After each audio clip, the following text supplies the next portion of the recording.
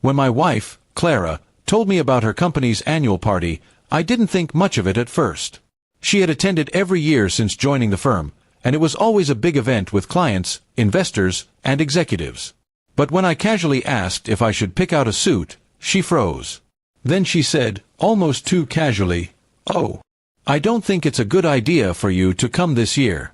It's kind of a professional thing." Her words felt strange. Clara had always been proud to show me off before, so her hesitation hit me hard. I didn't argue then. But that night, I noticed she spent hours picking out her dress, doing her nails, and rehearsing how to greet someone named Ethan. I had never heard that name before, and when I asked, she brushed it off. "He's one of our biggest investors," she said, avoiding eye contact. Something about her tone made my gut twist. The night of the party, she left in a silver dress I had never seen before. Tight, elegant, expensive. I watched her leave, a smile on her lips that wasn't meant for me. For a while, I sat in silence, my mind spinning. Then I remembered my friend Jordan, who worked in the same hotel where the event was being held. I called him and asked for a favor. An hour later, I got a message from Jordan with a few photos. My heart sank as I looked at them. Clara was sitting close to a tall man in a blue suit, Ethan. Their hands brushed across the table, and she leaned in with that familiar flirty smile I once thought was mine alone. I didn't need more proof.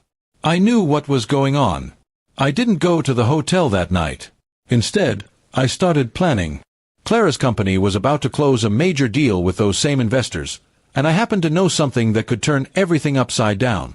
I had once helped Clara proofread confidential reports when she worked from home. That's when I noticed discrepancies. Her manager had been falsifying some numbers to impress the investors.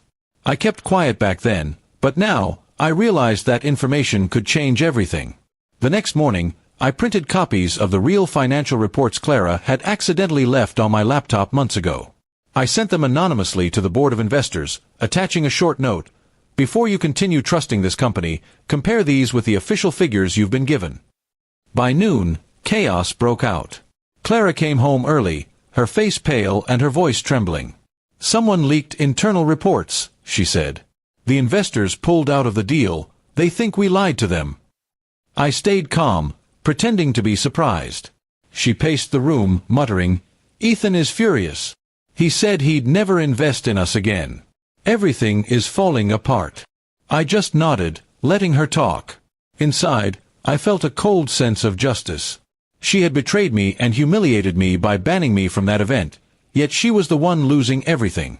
Later that evening, her manager called her, shouting through the phone so loudly that I could hear every word. They blamed her for bringing Ethan too close, saying her behavior had made the company look unprofessional. She hung up and broke down crying. "It's all over," she whispered. "The company's finished, and I might be fired." I wanted to feel sorry for her, but all I could think about was how she smiled at that man last night while calling me too boring to bring along. In the following days, the story spread. The investors publicly announced their withdrawal, citing integrity concerns. Clara's company's reputation was ruined. She lost her job within a week. Meanwhile, I quietly moved out, leaving a short letter behind. "You didn't want me at your party, but you made sure everyone knew who I was in the end." A month passed before she tried to contact me. She called crying, saying she had made a mistake and wanted another chance. But I had already filed for divorce. My lawyer told me her company's scandal had left her bankrupt.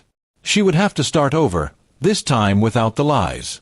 I took no joy in her suffering, but I couldn't deny the satisfaction of justice.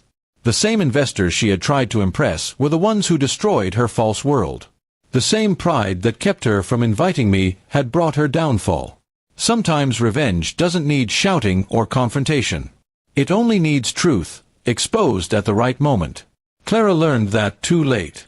I walked away with my dignity intact, and she was left standing in the ruins of everything she had built, without me, without her job, and without the lies that once made her feel powerful. Everything had changed indeed.